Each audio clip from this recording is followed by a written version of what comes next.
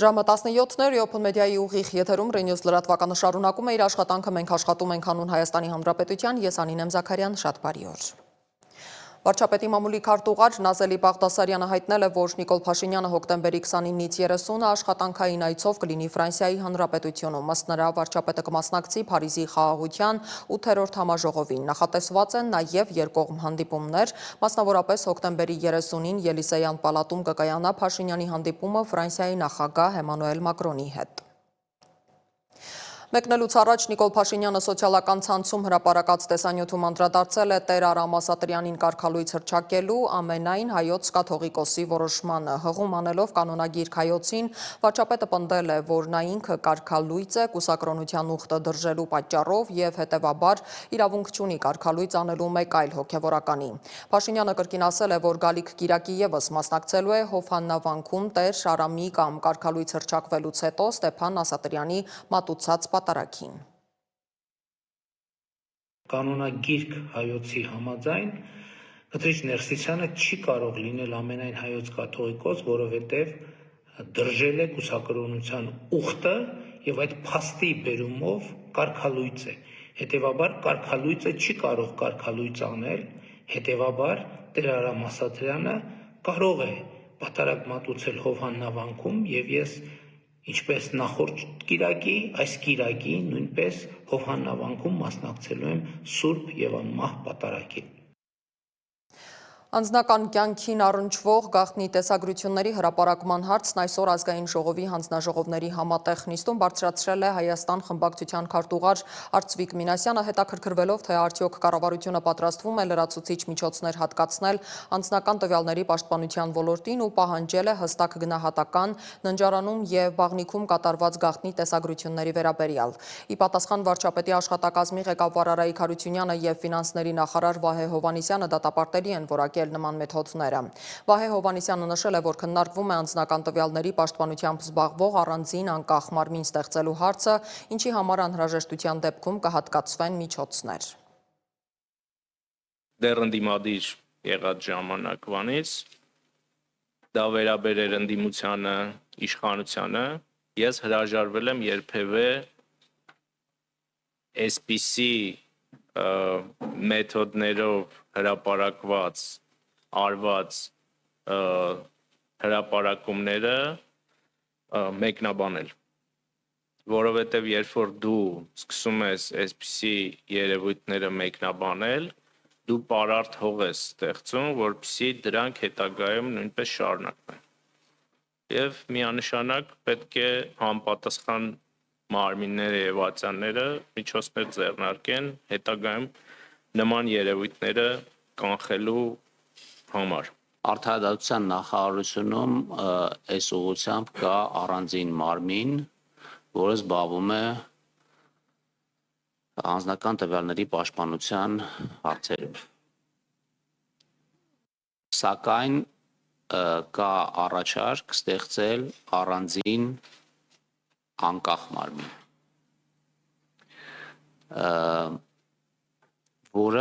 որի հետ կապված առանձին դրույթներ հենց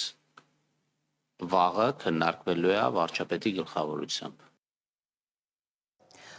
Գեղարքունիքի մարզի Ծափաթաղ գյուղի բնակիչ 3-ամյա Տիգրանի որոնումները շարունակվում են, այս պահին ըստ ոստիկանության որևէ նորություն չկա։ Հիշեցնեմ, հոկտեմբերի 27-ին ժամը 18-ի սահմանում ոստիկանության օպերատիվ կառավարման կենտրոն հաղորդում է ստացվել, որ Ծափաթաղ գյուղի բնակիչ 2022 թվականին ծնված Տիգրան Հովհաննեսովը ժամը 16:30-ից կորել է։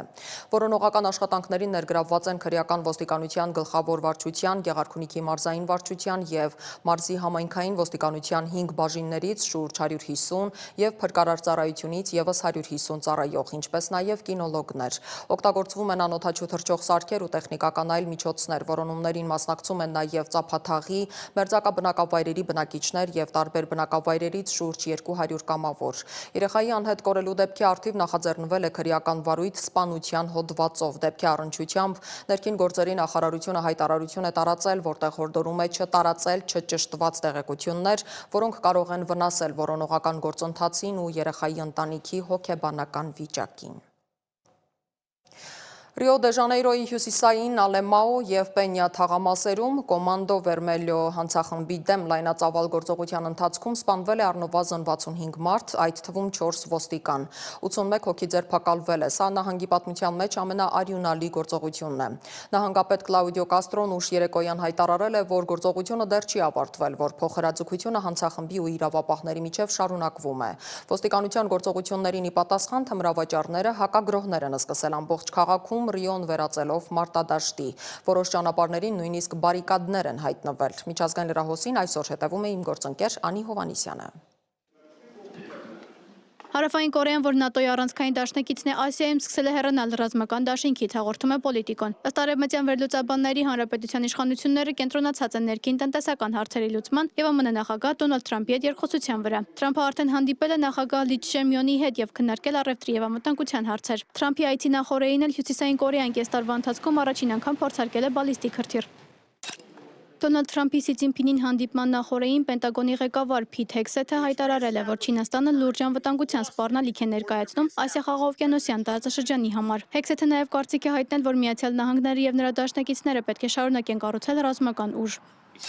Ուկրաինայի նախագահ Զելենսկին հղումանելով արևմտյան հետախուզական տվյալներին հայտարարել է, որ Ուկրաինայի հարվածները Ռուսաստանի խորքում նավթավերամշակման գործարաններին հանգեցրել են Դաշնության նավթավերամշակման հզորությունների 20%-ով կրճատմանը։ Ըստ նրա, այդ հեռահար հարվածների ավելի քան 90%-ը ռուսական տարածքում կատարվել է ուկրաինական արտադրության զենքերով։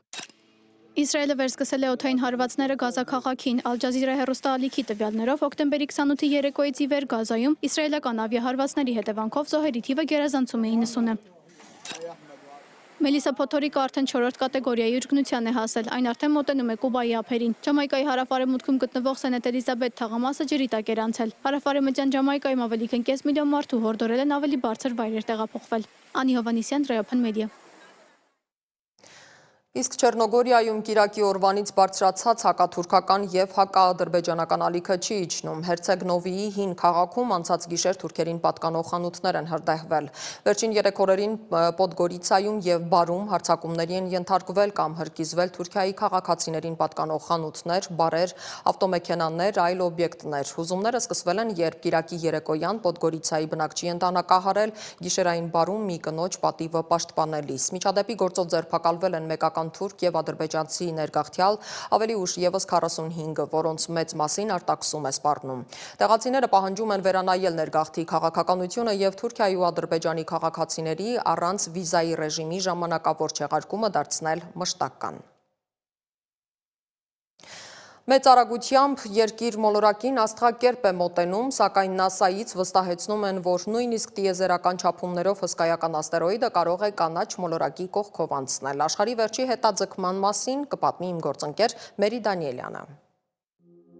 Տիեզերական չափումներով սրընթաց արագությամբ երկրին է մոտենում խորհրդավոր երկնային օբյեկտ, որը նախկինում երբեք չի երևացել։ 3i Atlas, հազվագյուտ միջաստղային օբյեկտ, որը հայտնաբերվել է այս ամռանը և բուռն քննարկումներ առաջացրել։ Երկնային մարմինը շարժվում է 210,000 կմ/ժ կամ վայրկյանում գրեթե 60 կմ արագությամբ։ Հարվարդի համալսարանի պրոֆեսոր Ավի Լոեբի խոսքով, այս մասշտաբի օբյեկտը կարող է հայտնվել միայն 10,000 տարին մեկ անգամ։ Ըստ ՆԱՍԱ-ի 3i Atlas-ը որևէ սպառնալիք չի ներկայացնում երկրի համար։ Հաշվարկները ցույց են տալիս, որ օբյեկտը երկրագնդին ամենամոտը կլինի դեկտեմբերին, մոտ 270 միլիոն կիլոմետր հեռավորության վրա։ Աստերոիդի քաշը 33 միլիարդ տոննայից ավելի է, օբյեկտի տրամագիծը մոտ 5 կիլոմետր է, մոտավորապես Մանհեթենի կղզու չափ։ Աստղակերպը տարբերվում է իր նախորդներից տարօրինակ քիմիական բաղադրությամբ։ Օբյեկտի շուրջ նիկելի գոլորշու ամպեր են նկատվել առանց երկաթի։ Սա զարմացնում է գիտնականներին, քանի որ սովորաբար նիկելը և երկաթը միասին են հանդես գալիս տիեզերական մարմիններում։ Whether that may be some kind of a conspiracy that Ինձ հարցրել են, թե արդյոք դա կարող է լինել որևէ դավադրություն, որը կապված կլինի այլ մոլորակային ինտելեկտի հետ։ Ես կարծում եմ, շատ ավելի հավանական է, որ դա երկրային հիմարության, քան այլ մոլորակային ինտելեկտի արդյունք լինի։ Մինչև այժմ բազմաթիվ աստերոիդներ են անցել երկրի մոտով, որոշները պոտենցիալ վտանգավոր։ Վերջին ցնցող դեպքը 2013-ին էր, երբ աշխարհը ականատես եղավ սարսափեցնող տիեզերական իրադարձության։ Մոտ 18-ից 20 մետր տրամագծով երկնային օբյեկտը հայտնվեց Ռուսաստանի Չելյաբինսկ քաղաքի երկնքում եւ պայթեց մոտ 30 կիլոմետր բարձրության վրա։ Առաջացած հարվածային ալիքը 6 քաղաքներում վնասեց շուրջ 7200 շինություն, կոտրելով բոլոր ապակիները եւ վիրավորելով ավելի քան 1500 մարդու։ Այս իրադարձության վտանգն այն էր, որ աստղակերպը չէր հայտնաբերվել մինչև մթնոլորտ մտնելը, քանի որ այն մոտենում էր թաքնվելով արեգակի շողերի մեջ։ Իսկ երկրին մոտեցող Ատլաս աստղակերպը Չելյաբինսկի մետեորոիդից ծանր է 3 միլիոն անգամ։ Մերի Դանիելյան, Open Media։ SOS մանկական գյուղեր բարեգործական հիմնադրամը 35 տարեկան է մեր երկրում Սպիտակի երկրաշարժից հետո սկսած այս նախաձեռնությունը բազմաթիվ երեխաների ընտանիքում մեծանալու հնարավորություն է տվել։ 35-ամյակի միջոցառմանը իմ գործընկեր Աննա Հարությունյանը խոսել է մի կնոջ հետ, որը 26 երեխայի մայրություն է արել։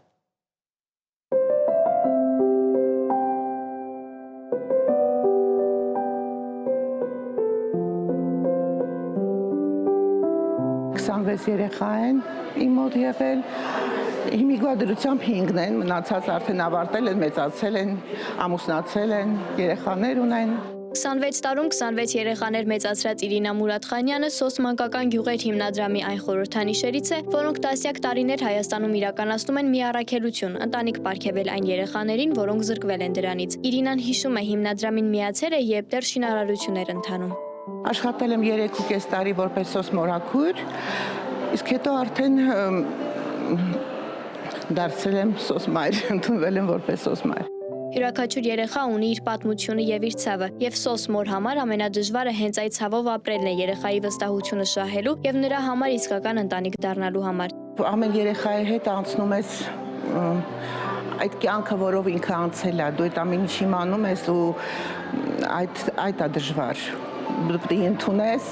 պետք է կոպիտ ասած ապրես դա, որ կարողանաս հետը հարաբերությունները նորմալ ստեղծես։ 10 տարուց ավելի աշխատած մայրերին հանձնվեցին ոսկե մատանիներ, որպես նրանց նվիրումի գնահատական։ Հիմնադրամի ազգային տնօրեն Սպարտակ Սարգսյանը հիշեցնում է, հիմնադրամը ստեղծվեց 1988 թվականի երկրաշարժից հետո, 1990-ին։ Եվ սկսեց խնամք իրականացնել առանց ծնողական խնամքի մնացած երեխաներին, ովքեր երկրաշարժից հետո կորցրել էին իրենց ծնողներին։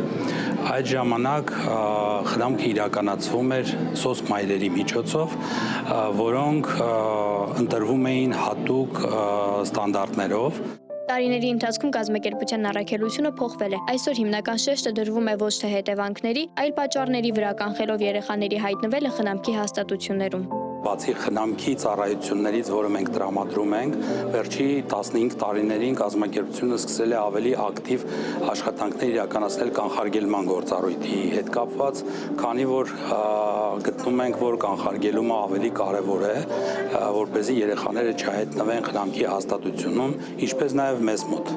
Հենց այս գործով է ներգրաված Արմենուհի Ալաղյանը, որն ինքը մեծացել է SOS մանկական գյուղում, իսկ այժմ որպես սոցիալական աշխատող օգնում է կյանքի դժվարին իրավիճակում հայտնված ընտանիքներին։ Ես ինքս մեծացել եմ SOS մանկական գյուղերում եւ գնահատելով ընտանիքի արժեքը եւ հասկանալով, որ յուրաքանչյուր երեխայի համար առաջին հերթին կարեւոր է մեծանալ կենսաբանական ընտանիքում եւ ուսումնասիրելով տվյալ մասնագիտությունը, որ գերազանց ավարտել եմ, որոշեցի աշխատեմ եւ հանկարծակի հայտարարությունը տեսնելով դիմեցի կազմակերպություն, հասազրույցներն անցելուց հետո ընդունվեցի։ Այս բարդ աշխատանքում Հայաստանի գրասենյակը մենակ չէ։ Կազմակերպությունը, որը գործում է 137 երկրում, ունի միջազգային գործընկերներ, որոնցից է SOS մանկական գյուղեր Ֆրանսիա հիմնադրամը։ Արդեն մի քանի տարի է, ինչ մենք հանդիսանում ենք SOS Հայաստանի գործընկերը։ Այժմ 3 տարվա համար նախատեսված 2 աջակցություն ունենք Կոտայքում եւ Իջևանում։ Գիտեք, մեր առանձնահատկությունն այն է, որ օգնում ենք այլընտրանքային խնամքի ծրագրերին։ Յուրաքանչյուր երեխա մի դեպք է եւ մենք պետք է գտնենք լավագույն լուծումը։ Եվ նաեւ համապարփակ մոտեցմամբ, առողջապահության, սննդի, կրթության եւ այլնի վերաբերյալ, ինչպես նաեւ երեխաների որոշակի անվտանգության ապահովման։ Ընտանիք կառուցելու գործընթացը սկսվում է ոչ թե կանոններից, այլ անհատական մոտեցումից, վստահության ձեռքբերումից եւ յուրաքանչյուր երեխայի պատմությունը հասկանալուց։